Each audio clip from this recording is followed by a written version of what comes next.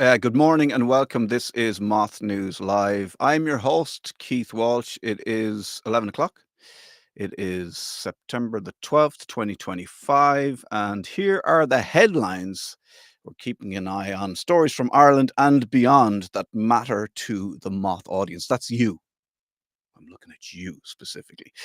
Yeah, you with the hat on. Yeah, Charlie Kirk killed at Utah University event. This is the big story. It's pretty much um, everywhere. Everyone's talking about it. Conservative activist Charlie Kirk, founder of Turning Point USA, has died after being shot while speaking at Utah Valley University event. Officials have released surveillance video showing a suspect fleeing across a rooftop following the shooting. The FBI have already offered a reward of $100,000 for information leading to identification or arrest of the shooter. And many have raised questions about political violence, freedom of speech, and how extreme rhetoric plays out in real life. So, yeah, I mean, he's a divisive figure. I mean, you might refer to him as somebody, he's definitely right wing. Is he extreme right? That's up to other people to decide. Um, I mean, condolences to his wife, and I believe he had two children. Not good, and we don't like to speak ill of the dead. Um, but he did, through his work, through the things he spoke about availability of guns. Interestingly, the university where he was shot had recently changed laws so that people could open carry firearms on the university campus as long as they were over 18, which seems wild. We don't understand it, but it's a US thing. It's to do with the Constitution, and yeah. But I mean, it's crazy that he spoke up for and in support of firearms and people being able to defend themselves, which is a constitutional right in a lot of states in America. And he ended up being killed at a university where they allowed people to open carry firearms as long as they're over 18, which, as an Irish person, it seems absolutely crazy. We have our own history with guns and violence, and, that just seems kind of mad. But we just don't understand the culture there. Let me just see. Micheál Martin, the Taoiseach, had something to say, which seems odd. I mean, but I suppose when a high profile person is killed, political people have to come out and say something. He said, "My thoughts and prayers go to the family and loved ones of Charlie Kirk after his horrific murder in Utah. We are thinking especially of his wife and young children today. There is no place for the gun in politics, no justification for violence in democratic debate." And I mean, that's the argument that a lot of people are making. You know, he spoke a lot about freedom of speech, and this will continue now because what the right will say is that his freedom of speech was curtailed because he spoke openly, he had opinions, he had strong opinions on homosexuality, on trans, on the availability of guns, all of those sort of right wing beliefs, and he was very strong on them and very forceful on them. But it just now they will say, well, this is the left being violent and killing somebody.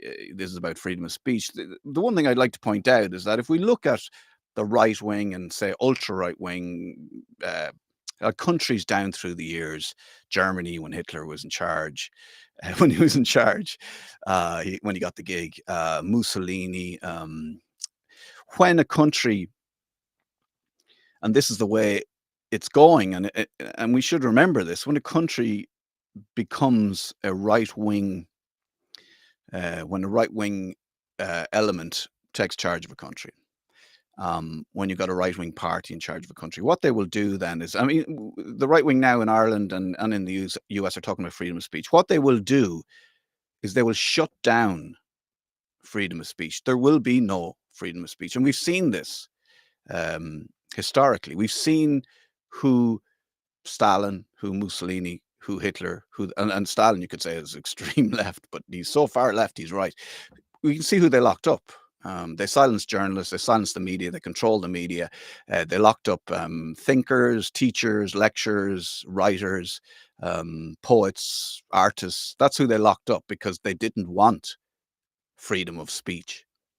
So even though, if we look at the Graham Linehan thing that happened last week, yes, we could say it was a bit heavy-handed that he was arrested at an airport, but a lot of people are saying that's about freedom of speech. It wasn't really. It was about a law that the UK have that you can't, incite violence over social media because you will be arrested. That's what it was about. But this idea, the freedom of speech, and that's what's happening. We are, you're not, you can't say anything anymore. That's not true. And also, if we do go down the right wing route, we have to look at how that played out historically. It does not lead to freedoms. It leads to dictatorships and clamping down on freedoms, not just for the people that they decide to other, like, say, for instance, in Hitler's time, it was people of a Jewish faith, it was people who had physical disabilities, it was Romani gypsies, like they were the others. And then we talk about the artists and the poets and the writers and the teachers and the thinkers and the philosophers and all that. Those were the people he othered, and they will be, it's not just them, it's the general population. And also, if you look at what's happening in America, that Trump is saying, "Oh well, there's a lot of stuff going on at the moment. The Ministry of Defense is now the Ministry of War, so at wartime you can't have elections." Or, is he looking to form a dictatorship? So these are things we just need to be aware of. Let's have a look at some of Charlie Kirk's views. If I can just play a clip here. You will never live in a society when you have an armed citizenry and you won't have a single gun death. That is nonsense. It's drivel. But I think it's worth it. I think it's worth to have a cost of, unfortunately, some gun deaths every single year, so that we can have the Second Amendment to protect our other God-given rights. That is a prudent deal. It is rational. Nobody talks like this. They live in a complete alternate universe. I'm sorry, if I see a black pilot, I'm going to be like, boy, I hope he's qualified. Well, that's the you wouldn't have done that. You wouldn't have. You wouldn't have done that before. That's not an immediate. No, you wouldn't have done that before. That's not who I am. That's not what I believe. It is the reality the left has created. You truly, in your heart of hearts, truly believe that this is a human being. This, without a doubt. Without a doubt. Yes. This is a dolphin fetus. So let me. Without a doubt, a dolphin fetus is a human being. This is a human fetus. Look how similar they look, but quite different. Dolphin. There you go. I don't know what the point of him mistaking human fetus for dolphin fetus is, but that's quite interesting. Quite an interesting man. Very sad. We don't celebrate the death of anybody. Interestingly enough, though, the amount of headlines this is garnering. He was shot once, and then we look at how many media outlets mentioned the little girl in Gaza who was shot like 160 times, and nobody really mentioned that. Anyway, that's the world we live in. So yeah, and we move and we see, and hopefully, I mean, there will be fallout from this. The left, it's at all times we need to look at how these things are dividing us as people, and that is the will of some people. They want to divide us. Ireland may boycott Eurovision 2026 over Israel's participation. RT has announced that Ireland will not participate in the 2026 Eurovision Song Contest if Israel is allowed to compete, citing the humanitarian crisis in Gaza. That's good news, isn't it? RT say it would be unconscionable for Ireland to take part under those circumstances. The decision hinges on what the European Broadcasting Union decides. And here again, we'll see the right and the left having different views on this. So there was a lot of people calling for Ireland to not take part in the Eurovision Song Contest because of Israel. Now that they've made that decision, you'll see people saying, well, what about, freedom of speech? And there will be a reaction. You can't do right for doing wrong. So you have to understand RT's predicaments sometimes. And finally, Maria Steen, I don't know if you've heard of her before. She has secured, sticking with the whole, right-wing watch out. She secured backing to enter presidential election. Conservative to enter presidential election. So Conservative campaigner Maria Steen has reportedly obtained the support of 10 Oireachtas members, TDs and senators, enough to move toward nomination in the upcoming presidential election. Known for her opposition to a number of social referenda, and you make up your own mind on these things. We're just here to deliver the news. She is in opposition to abortion, family and care, same-sex marriage. Her potential candidacy is already stirring debate over social values and cultural shifts in Ireland. That is it for our news in brief. Right, let's talk to Philip O'Connor, if he is there, about the state of Irish football, the controversies in women's football, the enhanced games and media control in boxing. Freedom of speech, they say. Philip O'Connor, how you doing, man?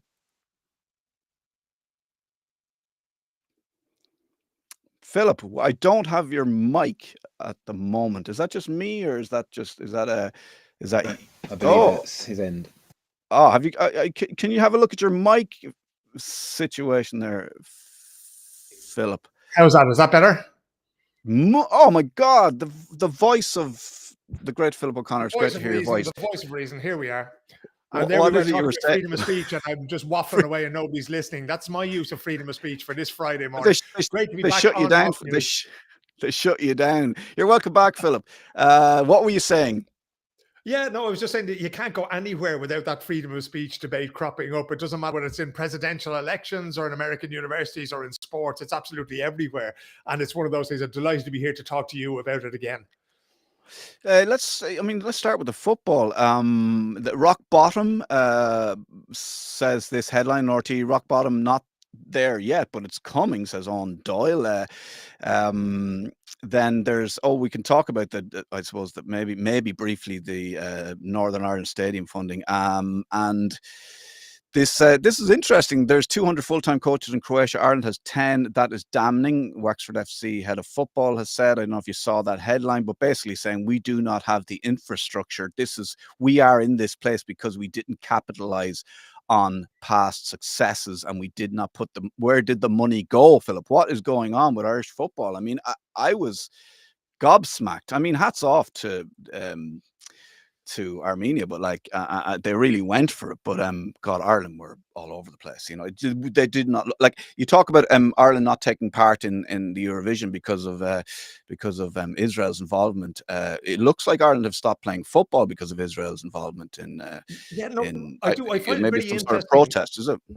Yeah, at this early stage to be boycotting the 2026 World Cup in the way that Ireland are doing, it's an interesting stance to take. I don't think it has much to do with free speech, and I think it has an awful lot to do with some of the issues that you touched on there, Keith.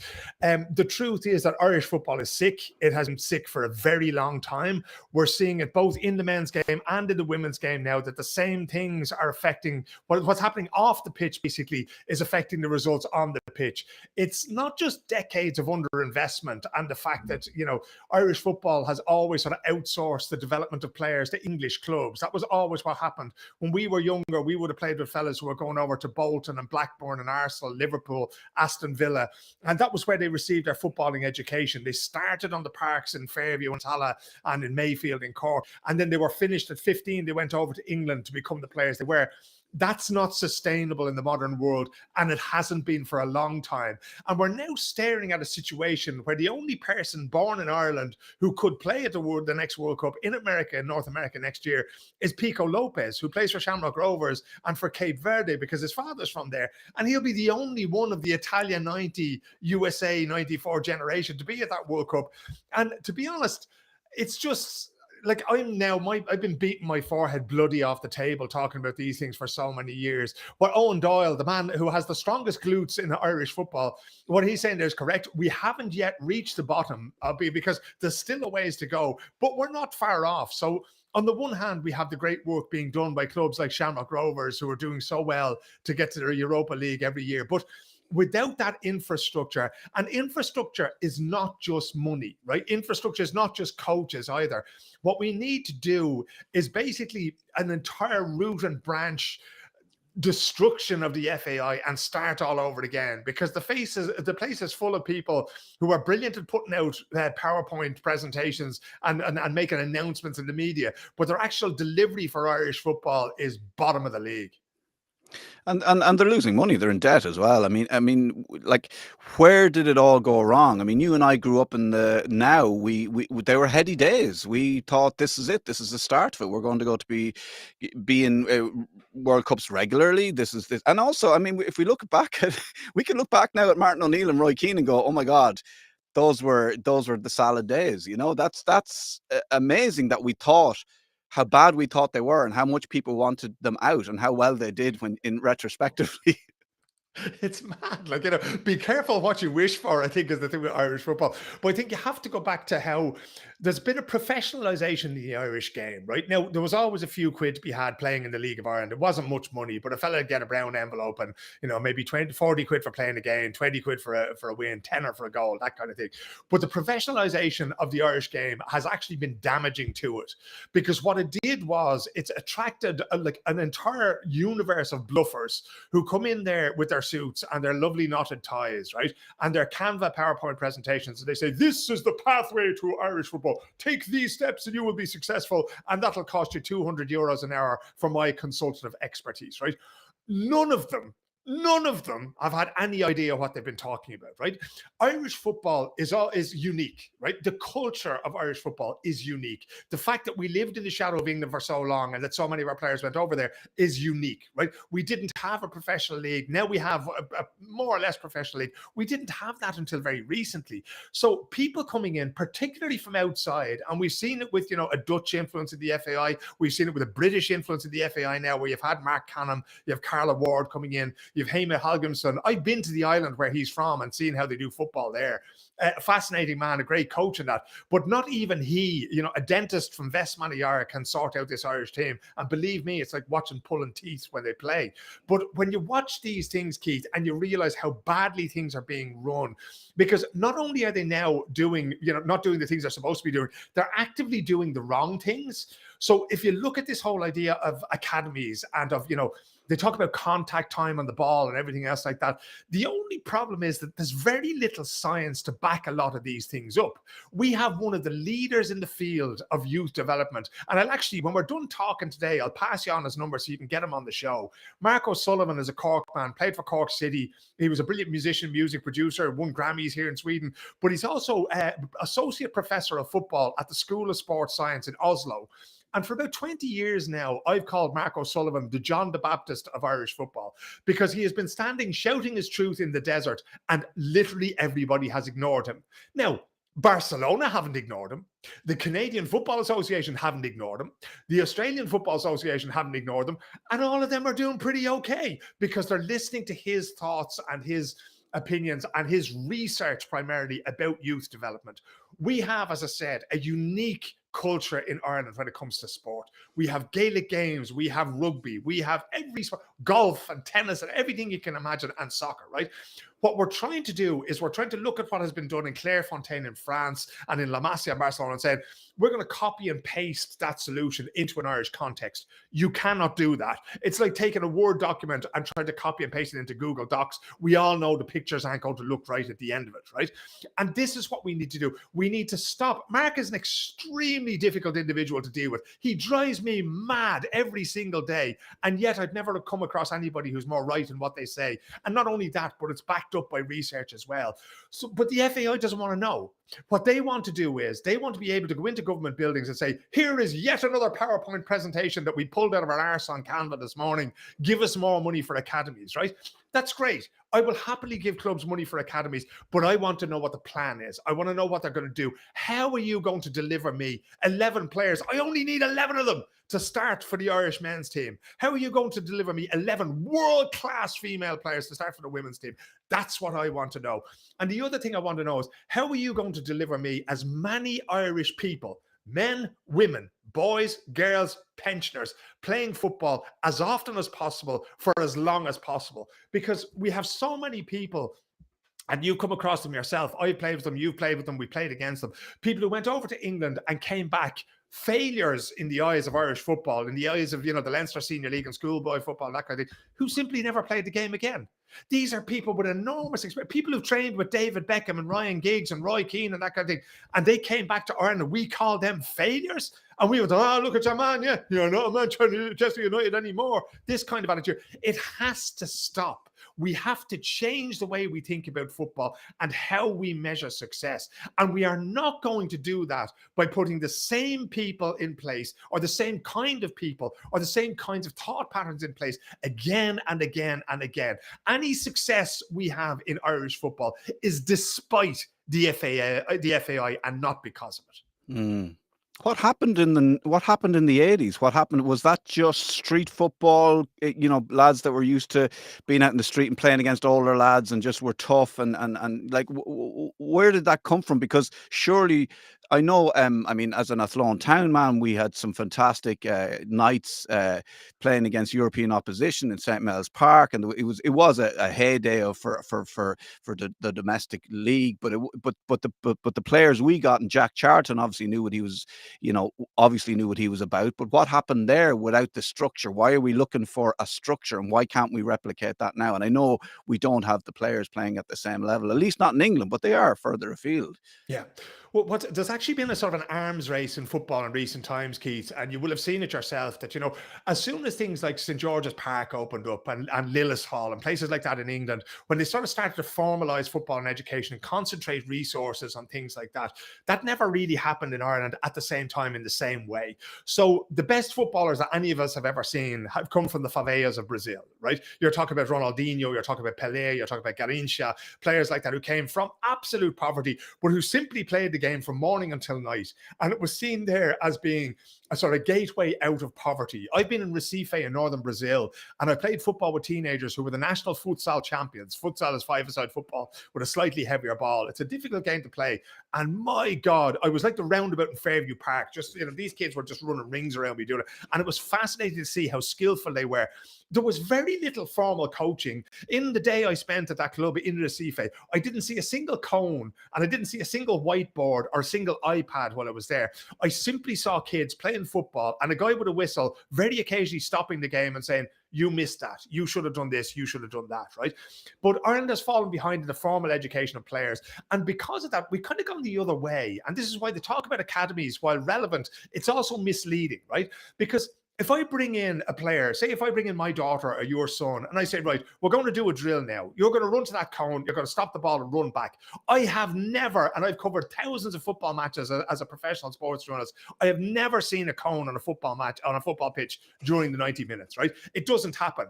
What I have seen is a fella from the Balkans there who has played football and basketball and handball and water polo. I've seen a young fella who's been looking after what he eats. I've seen a young fella who probably has a Marlboro after the game, and that's the only vice he has. But this guy has played football, or he's played some sort of ball sport pretty much his entire teenage years or his youth years or that kind of thing. We're not doing that. So now what we're looking at is we're saying, you know, Damien Duff spoke about bringing kids to run up and down hills at 6 o'clock in the morning and train and that kind of thing. Sounds great. They're dedicated to the game. In truth, most kids would go, why am I doing this? And just pack it in, you know.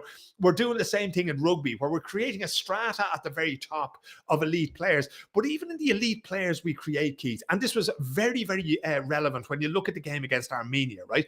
What Ireland lacked was people in the middle of the field, right, in the engine room of the game who could make a decision quickly, right? And that is the difference between elite sport and everything else. I played against Robert Pires, who played for Arsenal and who played in Spain and won the World Cup with France, right? And the difference, one of the main differences between me and Robert Pires is the speed at which he thinks, right? I literally cannot keep, before the ball's even passed to him, he knows what he's going to do with it. And I'm still standing there going, okay, what happened there, right? And that's the thing that we're not learning now. And the reason we're not learning that is because the context we're learning in of, you know, it used to be called covert coaching after the Dutch company that ran it, where it was very much individual technique training. You know, they throw 50 balls at you, take it down to left foot, pass it back, take it down to right foot, pass it back. That is no use to you when Robert Pires is coming up your butt, right? This is the things that we need to be looking at. And I think there's a sort of a wider discussion around sport and health and young people and self-confidence and mental health and all of these things. And we really have to start there. What is sport for? What do we want to get out of it? Do we want to get to World Cups? I would say absolutely, because you and me remember that time of Italia 90, Euro 88, USA 94, the World Cup in South Korea in 2002. And indeed, you mentioned Martin O'Neill there at Euro 2016. These are great times for the nation. But the only way to do that really is not to look at what other people are doing, because of course you can take inspiration from others. But this is Ireland, right? We're a tiny little island off the coast of Europe. We've the same population as a Denmark or a Croatia. We are a multi-sport nation. We just don't play the same sports that they do. So rather than looking to these places for inspiration, we have to understand our own sporting cultural context and start to develop our own solutions, right? We cannot expect Britain to develop our players for us anymore. We cannot expect somebody to fly into Dublin with a PowerPoint presentation and fix these things. And that is where we need to start. And we also need to sideline the professionals, right? The people who come in and who talk a great game, and if any amount of communications advisors tell them what to say but not what to do, right? Because some of these things are deeply unpopular. A lot of people don't like the idea of not having league tables for kids and that kind of thing. None of that matters. These people's opinion, they don't matter. What does science say? Okay, what do winning nations do? What does science say? How does science tell us to create the best footballers, the best athletes, or the healthiest people that we can possibly create? Start there and only there, and that's the beginning of the end of the solutions. Mm-hmm. Yeah, I mean, like the things that we've known Irish teams in the past for, which is like, obviously the great phrase, put them under pressure, aggression, physicality. We may not have been the most skillful team, but teams did not fancy coming to place because we would get stuck in, and that just isn't there. I mean, you look at that team the other night playing against Ireland, and you were going, these guys are we watching Brazil? But Ireland backed off and just never got close to them, never laid a finger on them. And we're not touch tight if you have a good coach, that's what he'll say to you all the time, touch tight. So then very sort of quickly then the women's game, then we have a legal case by Eileen Gleeson, claims of unequal pay, resource shortfalls. I mean, the women's game is a great opportunity for the FAI because we're looking at it in rugby. We're looking at how, you can, if you invest in the women's game, you can get like three times. Like the men's game is quite saturated when it comes to rugby, when it comes to football. The women's game is a real opportunity there for companies, for brands to get involved and to really make to get the brand. There's money to be made in the women's game. The FAI. I mean, surprisingly enough, they're kind of messing it up a little bit, aren't they? I don't think it's one bit surprising, because if ever there was an organization that would trip itself up, it's the FAI. My sarcasm is too dry. Exactly. Even for me at this hour of a Friday morning, but you're entirely correct. And the thing, we're in danger now of the train leaving the station in women's football, and we're not on it. And we've talked about this before, already happened, because I was in Switzerland for the month of July at the Women's Euros, and my days were spent driving from just outside of Zurich to talk to all manner of people, players, coaches, going and seeing the games and that kind of thing.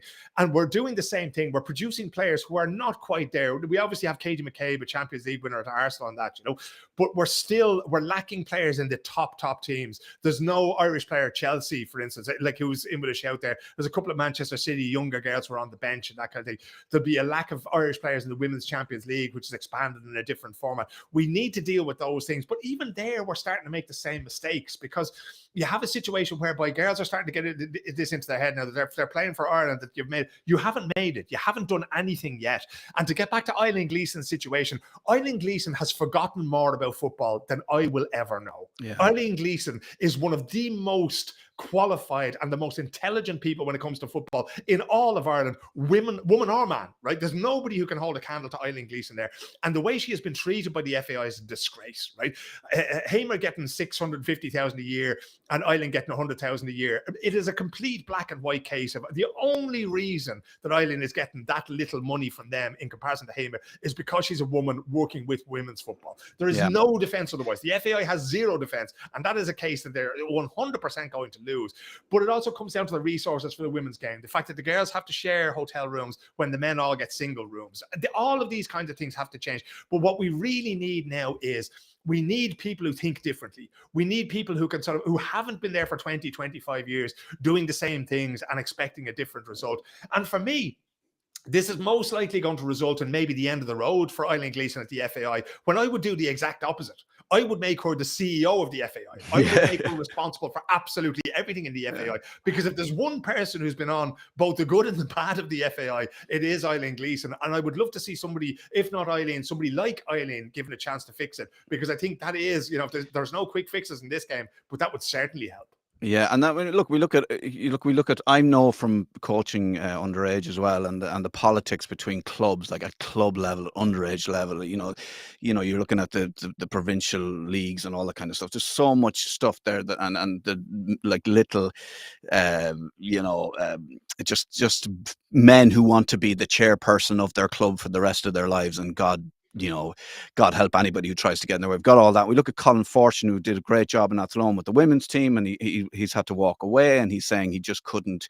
And Athlone Town, like if you look at the amount of managers for the men's team they've gone through, and you look at the club and who's running the club, it's the administrators that we need to look at. And as you said, can we just stop playing football tomorrow and then start like a brand new league, and everybody involved just call it something completely different, and invite the footballers back and say we're sorry, and get Eileen Gleeson to run everything.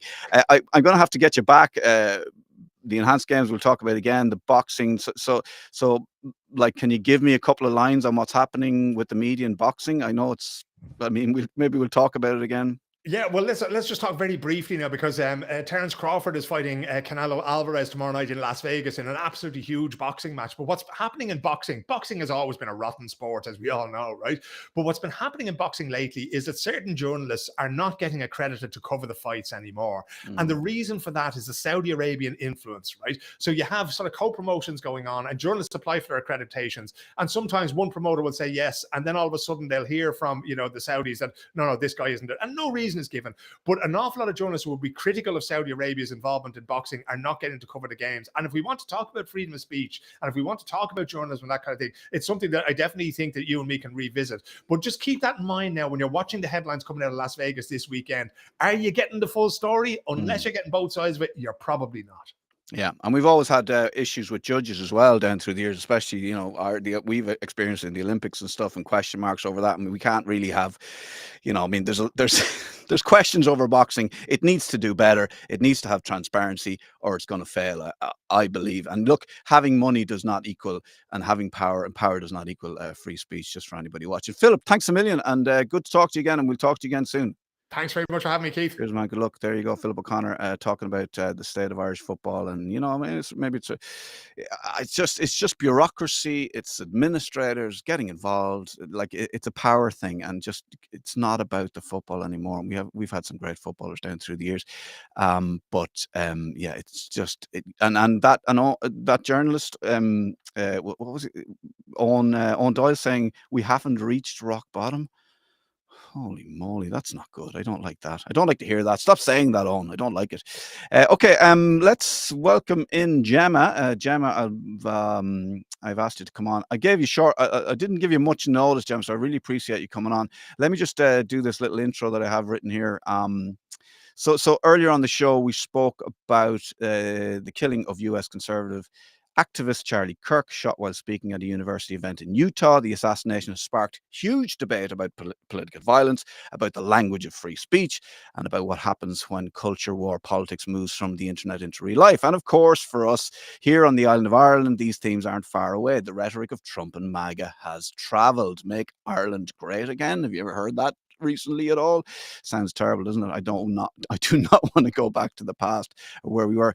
You can see it in parts of loyalism in the north, where identity, grievance, and global culture wars are mixing in a potent way. To help us understand these connections and to talk about violence towards women especially, culture in the north, and her new debut novel. I don't know if it's linked in any way to what we're going to be talking about, but she can tell me more. I'm joined by writer and former journalist from Newton Arts, better known as Goodwill Hunting.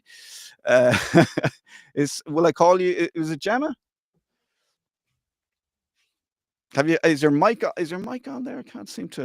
Okay. Can you hear me? Is that okay? There you go. Absolutely. Okay. Perfect. Cool. Am I right in saying Gemma? Gemma. Yes, that's fine. That's my name. Goodwill Hunting. I do like that.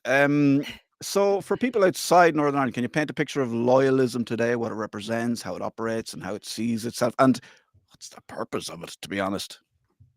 I mean, I suppose the purpose of it really is that they want to, maintain that part of Ireland, the island of Ireland, to be part of Britain. But I think today it's become very interlinked with the sort of MAGA rhetoric that we're seeing coming from America. What is important to realize is that loyalists are kind of the OG, like they're the original MAGA, and the people who are the MAGA in the States, a lot of them have their lineage is Ulster Scots loyalists. So what we're seeing kind of a global movement now, this patriot, they're calling themselves patriots, and obviously we're seeing it in the Republic as well. They're all coming together under this banner of patriotism, but it's really Ulster loyalism, and that we've been seeing in the North for hundreds of years. So like, yeah, well, let's look at the history. You're talking about people who left Scotland, who left the north of Ireland, the north of Britain, north of England, Scotland, whatever. That part. Are we talking Presbyterian? Are we talking Protestant? Yeah. They were loyalists, basically loyal to the crown, is what we're Yes. saying, and Yes. and they want to be part of Britain and England and all this kind of stuff. And we're talking about flag waving and and they went to a certain part of America and they set up organizations. And maybe somebody might suggest the KKK might have come from Yeah, some Irish absolutely. people that or Scottish people that went over there, and now it's coming back. And we are looking at some of the funding as well, aren't we? Like behind what we're seeing, like what happened in Ballymena, you could say, well, that was just sort of like just happened. That was a lot of youths, and we know from our history in the north of Ireland, it's never just someone's handing the rock, someone's organizing the youths to throw those petrol bombs, to throw those rocks, to start those riots. It's happening again in Ballymena, and this time, I mean, it was for a long time, the Irish Catholics. They were the others. Now they're othering all of the others that aren't loyal to the crown, aren't white, and a lot of the time aren't men. I mean, everybody's suffering up there except the men who want to run the place. Yes, and it's essentially a sort of Christian, at the core of their ideology is a Christian ethno-nationalism. So they, like you say, they want everyone to be white, Christian. They hate gay people. They hate people of color. And we've seen this in the North for, like I say, hundreds of years. And with this new wave of patriotism, they are getting bolder. They have always, put Catholic families out of their homes. They have always came out in the streets, obviously, in July and March and season, and waved their flags and chanted hate.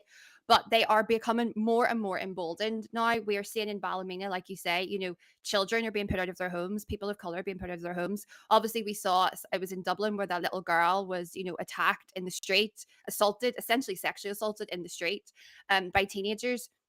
And whenever you speak about the funding as well, it's the same sort of Christian nationalists that are doing that, and it goes right across the board. And I think what's strange that's happening now is that, yes, it used to be Protestants and Presbyterians, but it doesn't really matter to them now. As long as you are sort of a mouthpiece for their ideology, they will get behind you, and there will be a space for you in their movement, regardless of where you sit sort of on the sectarian divide.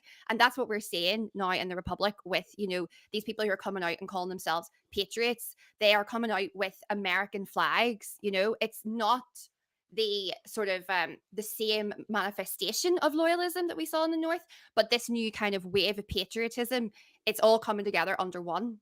Yeah, I mean, it's worrying when you see Confederate flags flying, and I mean, in the UK we've got the Reclaim the Flag, the Georgia flag being flown by people. It's all sort of the same movement, and then Yeah. you've got to look at the people behind this. You got to look at what previous convictions.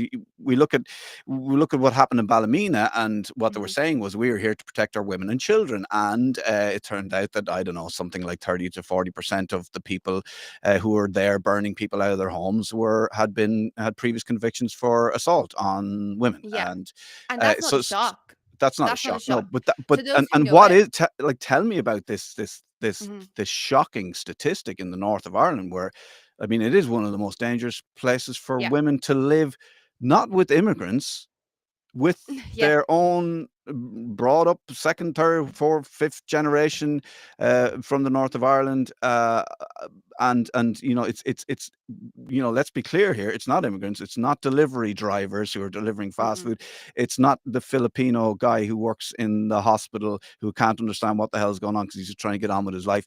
It is white men who are there for generations, and they are the husbands, the sons, the brothers, the uncles of the women of the north of Ireland, who are probably suffering the most of all the people in the north. Exactly. And you said something interesting there. You said the sons. And something that we've seen recently, which is really alarming and shocking, is, whenever you think about violence against women and girls, usually two things come to your mind. There's either the, boyfriend or the husband who's, a drunk and he comes in and he's attacking, right? Or, somebody's been dragged down an alleyway and they're being brutally attacked. That's generally where people go. What we're seeing recently is men killing their mothers. That has happened in the north. Sons killing their mothers. And I can't remember the stat off the top of my head, but in like the last year or so, femicides that have happened, there's been a real increase in sons killing their mothers. So this violence against women and girls in the north is coming from all angles. But something I think is crucial to mention is that it is also coming from the state. If you look at someone like, say, for example, Jeffrey Donaldson, right? These men are not coming out to, in anger and protest of what he's done. The state in the north is set up to protect these men. Our criminal justice system does not protect women. We see suspended sentences being handed out all the time. And a suspended sentence, just for your listeners' context, basically means that you've committed a heinous crime. You're getting sent back out into the community. And if you do something else again, well, then, okay, we'll bring you back in and we'll go through the whole court system again. But there are offenders who are being sent back out into the community after almost murdering women. And this is happening time and time and time again. And until we tackle this issue of the actual state, it's essentially state-backed violence against women. Until something changes within that system, the men are going to keep doing this, because what they're hearing is that it's okay, it's decriminalized. If you said to someone, if you're caught with a big bag of drugs, all you're going to get is a suspended sentence, well, you would just walk around the street carrying your big bag of drugs, because sure, what does it matter? And we're saying that to men whenever they attack their mums, their partners, and it's being decriminalized. And until that is taken more seriously, we're going to keep saying this. Yeah, I mean, it's all about deflection, isn't it? Because if we look at the anti-trans thing, I mean that baffles me, because I'm like, how many of these people have actually got a trans person in their life, a friend? How many actually met them and talked to them and spoke to them? And because it's like saying like all gay people are the same. Like everybody is an individual. Like it's this obsession with what people might or might not be doing in the privacy of their own home when they go to bed at night, or do in the kitchen. I don't mind, do wherever you want. But what I'm saying is the obsession with the sexuality of other people. This anti-trans thing is crazy, because when you think about it, you're talking about keeping women's spaces safe. Why would somebody go to the bother of dressing up as a woman, pretending to be a woman, living their life as a woman, just so they could get at and attack women, when they can do that anytime they want and not really get in trouble for it? It doesn't make sense. It's all projection. That's what I think it is. And I get a lot of these kind of comments all the time on social media from men. And I see it as projection, because what they're telling me is that if they were allowed to go into women's toilets freely, they would be attacking women. That's what they're I'm thinking. hearing. That's what's going to happen. That's what exactly. I do. That's what they're thinking. Because they're thinking that's what I do. And it all comes down, a lot of it comes down to projection. And the same thing goes, you just mentioned there about like LGBT rights and stuff as well. To go back to this kind of patriot movement, they are absolutely obsessed with sex, with sexuality. And there's a really funny stat, which is that Ards, Carrick, somewhere else, these are all kind of like the loyalist stronghold towns in the north, they have the highest purchasing of sex toys in the UK. So these are people who are completely and utterly obsessed with sex, right? But at the same time, they're completely and utterly demonizing anybody who expresses themselves, whilst behind closed doors, look at Jeffrey Donaldson, they're perverts behind closed doors. So it's all projection. That's all I ever see it as. It's projection, and they're letting us know what they would be doing if they were in that position. So why is the Venn diagram this puritanical, like, Christian,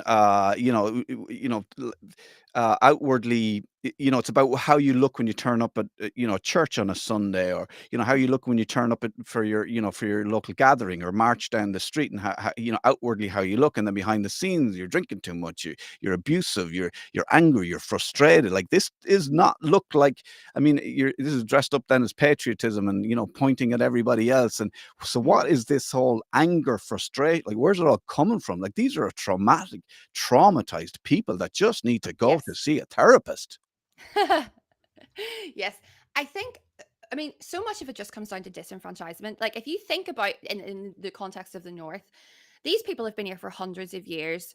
They've not really, I mean, I'm half Protestant, half Catholic, right? People are mixing, but a lot of them don't. And the people who go out into the street and enact the violence are often living in, like council estates that have been really, like, I mean, the funding is gone from them. There's no community centers. When I was a kid, we had a youth center, we had a community center. Those are gone. They've been decimated. So you have people who are completely disenfranchised.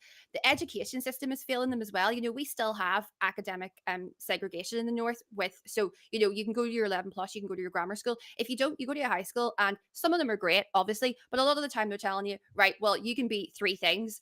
So we are telling kids from no age at all, this is what you're good for. You are good to be scum. That's essentially what we're telling them. And then people are growing up seeing that around them, seeing this environment that tells them that they're nothing. And they are then perpetuating that onto other people. And, it's very easy to point the finger and say they're stupid, whatever. But actually, like you say, they're a traumatized people. And I don't know what the answer is, like you say, therapy, maybe. I don't know what the answer is, but they need to be given resources to feel like they contribute. When men in particular feel like they are contributing, they're much less likely to enact violence against women and girls, for a start. And a lot of them, you'll see these videos of these groups, these vigilante groups going around, and they're walking around. I've been watching the live streams, and they're walking around the town. They're smoking their fags, right? No shade, right? Everybody loves a cheeky cig, but they're walking around smoking their fags, just screaming at people left, right, and center. They want a sense of purpose. They want a sense of purpose, and they want to feel like they're contributing. And I think they're turning. I mean, we've seen it for hundreds of years in the North, but I think they're turning to this new form, this new manifestation of violence, to feel like heroes. Yeah, and part of something, and part of a Part of movement, and something, part of a exactly, group. yeah. It's why people sign up to biker gangs or cults, or you look at the Crips or whatever in America. It's why people, because they feel disenfranchised. They want to be part of something. They feel like no one cares. And if you're talking about no one caring, like the loyalists in the north of Ireland, I mean, the ultimate in no one cares, because like they're loyal to the Exactly. crown and to the establishment of Britain, who just does not care, and they're the jilted lover, and they're giving everything, and they're screaming and telling the establishment how much they love them and how loyal they are, and they're not even getting a second look, and nobody is investing in their communities. And you look like a band like Kneecap, which demonized, but like when they won that money, they gave half of it to the to the people on one side. Now, not that there are sides, but like that's how it's reported. So this is what we need to be aware of, and it's the same in, we need to be aware of this in the Republic as well, in the UK as well. If you are disenfranchised, if you're not getting investment in school, in education, in facilities, you were in the same boat as anybody who's just arrived here from a war-torn country, and they're trying to make, like, these people should be banding together. But it would seem like, if you were a bit of a conspiracy theorist, you might say, well, this is good for the establishment to keep everybody arguing with each other, Oh, and yeah. not looking up, Absolutely, absolutely. And something I just want to add to this as well, is that a lot of these people are feeling emboldened because they are seeing online these views that they hold, right? But 71% of online engagement in Ireland, in the whole island of Ireland, is from bots. In my accent, it's funny to say that. bots, BOT. yeah, Bot accounts, right? It's not real people. So you might be you might be one of these fellas sitting on your sofa, right? And you're going on to TikTok and you're seeing 50 comments said, yeah, we need to get out in the streets, we need to get these people. And you think, great, I'm going to join them. But all those comments are not real. Now, you could spend hours talking about who's creating these accounts, but these people are being emboldened by, and they love to say everything is misinformation and everything is fake news, but you can look it up. There's been studies to prove it. 71% of what they see is not real, and so they are being told in an algorithmic vacuum that their views are totally normal and that loads of other people have them, and they don't. And the vast majority of people in the island of Ireland, and this is what's quite sad about it as well, because so many people around the world now are looking to Ireland and going, what the hell's going on there? Why is there so many racists and everything? But actually, we have been such a welcoming island. Irish people have stood with oppressed people for centuries. But these views that these people think everybody else holds, they're becoming more normalized, and that's emboldened them to go out. But it's really important to remember that actually a lot of these comments that you're seeing online are totally, totally fake.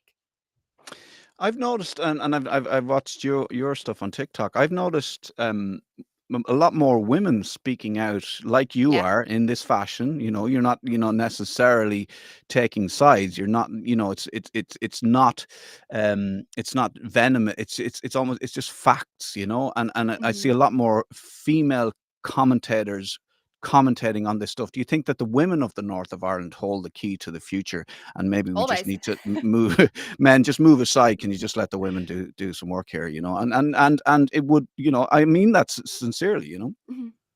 Well, I mean, if you look at the Northern Ireland Women's Coalition, right? They came together. It was a political party that came together across the sectarian divide. They did not have a position on whether or not we should have a united Ireland, whether or not the North should be, which country it should be a part of. All they were concerned about was when the Good Friday Agreement was being drafted, they were like, wait a wee second, you aren't talking about women and children here. And they came together and they got that on the agenda. That we need voices like that in the North. And I think what happens is a lot of the time, if you come out and you start talking about gender-based violence or whatever, people go, oh, this lefty nonsense. They think of it as this sort of like, you've got your, no shade, but you've got your septum piercing and you're a vegan and all this. And it's like, no, these are normal people. We are all normal women who care about this. I go out with my nanny all the time and she's talking to me about, the violence that she used to see, women coming into the shirt factory with their black eyes 50, 60 years ago.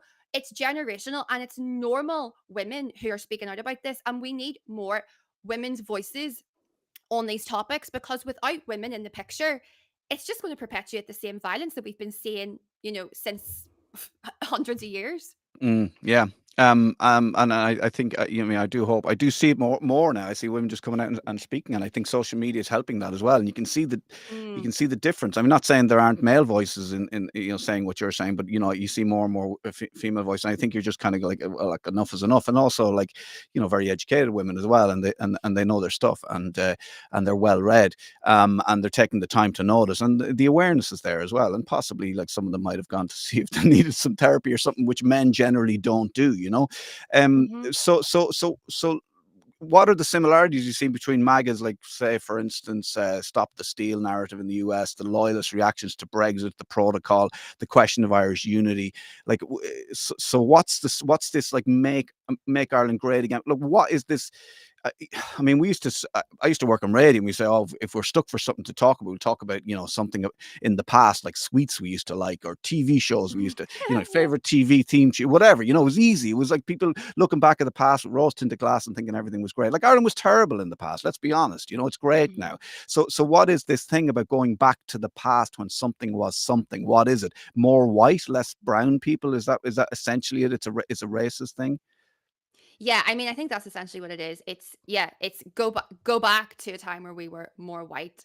And I think the commonality with the sort of the MAGA and what's happening and this kind of make Ireland great, which is, like I say, it's the disenfranchisement, it's a manipulation, but I think it all comes down to Palestine at the end of the day, because Palestine is Irish solidarity. Palestine, it's robust internationally. Everybody knows that Ireland is a stronghold for Palestinian solidarity, in our government and everything else. And so whatever state you want to look at, see that, right? And they see that Irish people are standing with Palestine. If you flood the Irish internet with loads of anti-Palestinian sentiment, as well as this kind of make Ireland great again, as well as this patriot movement, as well as racism. Also, you'll notice a lot of the comments that you see are specifically, they are Islamophobic, right? So there's a huge interconnection between sort of Islamophobia, anti-Muslim rhetoric, and then also kind of veering Ireland away from being a stronghold of Palestinian solidarity.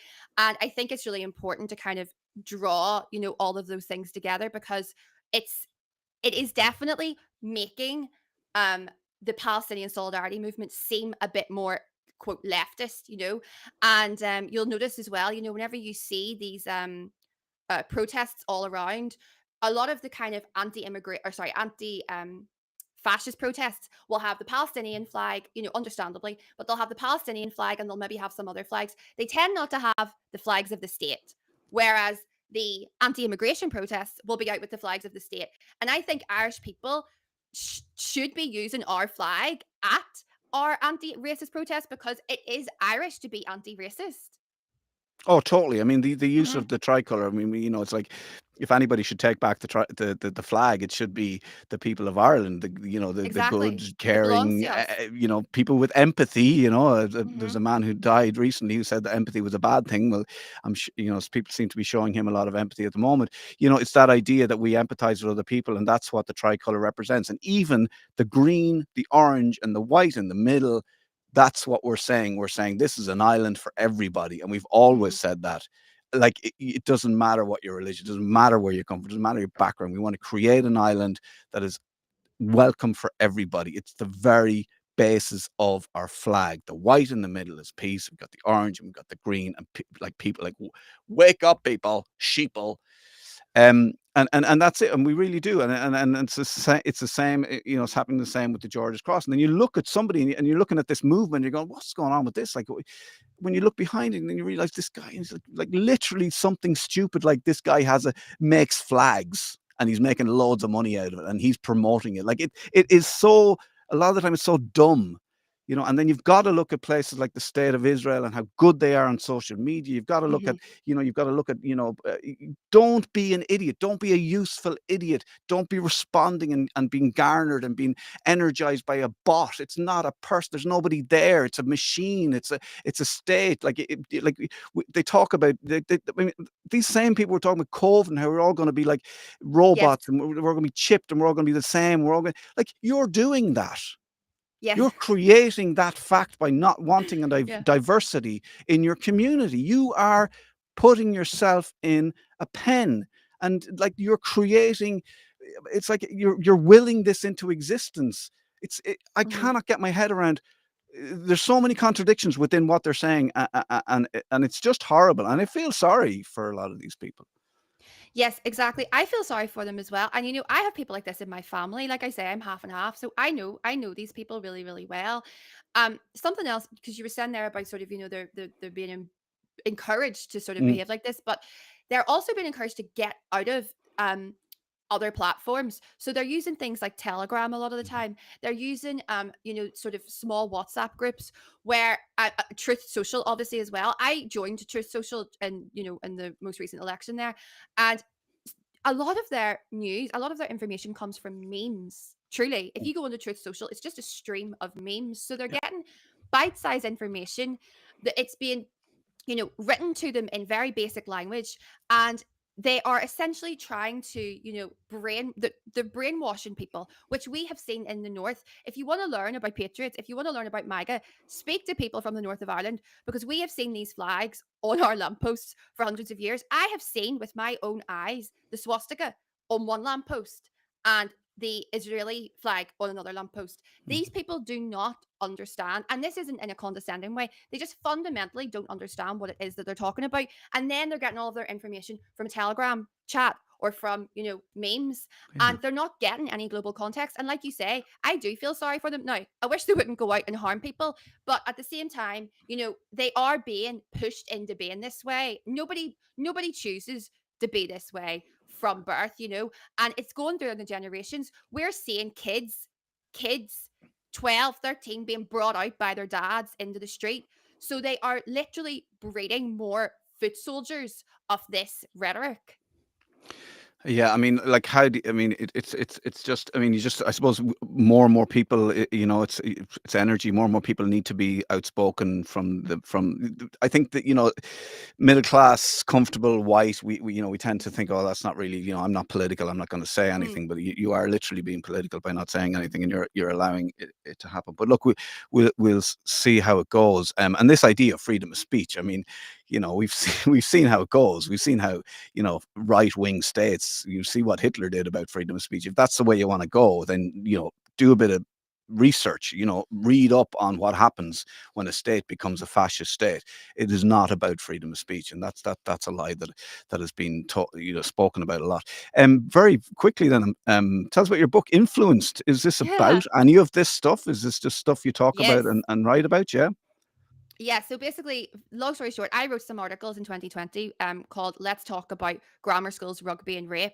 And because the grammar schools, so I'm very interested in the way that middle class men maintain, like I said, about, the state, how middle class men maintain this violence through, judges, through the police, through, our elected officials. And so, yeah, my novel is kind of about growing up in the North. But one of my characters is a manosphere. He's plugged into the kind of alt-right world. He listens to these podcasts, but he's middle class. He comes from money, and he's a rugby player, and his parents sort of protect him, and he's not a very good man. But crucially, his dad is there's a chapter in my book called USA, Ulster Men Started All. So I've been looking at this kind of angle for like a good few years now, because I've heard people say the North should be the 51st state of the US. These people have held this sentiment for years. They are obsessed with Andrew Jackson. They think he was, the best man ever. And I mean, he had hundreds of slaves. So these people have been like this for a very, very long time. And that's kind of what I wanted to write about in the novel. And I will just say, it sounds super serious, but it is fun as well. I wanted to write about women who are happy, who have fun, who have the crack, and not just kind of, really depressing, because it gets too much sometimes. Well, Influence is out. It's available to buy in shops online. No, it's not yet. Oh, when's it coming out? I don't know. I need to get an agent. Well, if you're an agent and you're watching this, come and have a up. go. Yeah. Well, listen, I look forward to it coming out, and maybe we should chat again when it comes out, yes. and we'll definitely get you back on again. Thanks a million. Goodwill. Thanks so much. Have a good day, Gemma. Bye. Take it easy, and thanks a million. And that was I did ask Gemma to come on, and it was short notice, and she was in the gym, and she got herself home and ready, and I really appreciate it. But we will definitely talk to her again. That's it from us, from us, and for us. There's a lot going on. It's a crazy world out there. Just do a bit of research. Don't just look at a meme and believe that it's factual. Don't be a useful idiot. Don't let people who have really bad motives, and it's usually money at the end of these things. I mean, we talk about people getting into power so they can bring just bring the NHS down or dismantle the NHS so that American businessmen can come in and set up their health insurance companies and make money. And there's stuff behind all this. This isn't conspiracy theory stuff. Just be educated and don't be a useful idiot. And I don't want to call anybody idiot, but that's just a term that's used. That if you don't, if you carry on this fake news and this propaganda, then that's just literally what you're doing, and you're not helping anybody except people who are already making money and don't need help.